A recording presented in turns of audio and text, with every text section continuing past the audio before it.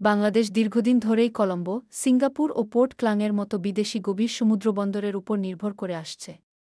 তবে মাতারবাড়ি বন্দর চালু হলে ট্রান্সশিপমেন্ট খরচ কমবে, পণ্য পরিবহনের সক্ষমতা বাড়বে এবং সামুদ্রিক কর্মকাণ্ডে বাংলাদেশের নিয়ন্ত্রণ আরও জোরদার হবে।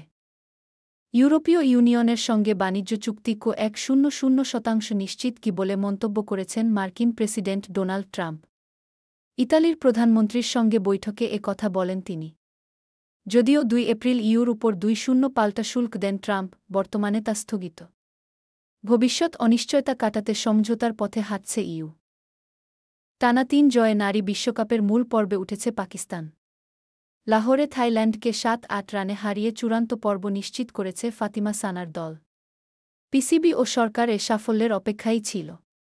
এবার চিরপ্রতিদ্বন্দ্বী ভারতকেই চাপে ফেলতে যাচ্ছে পাকিস্তান মেয়েরা।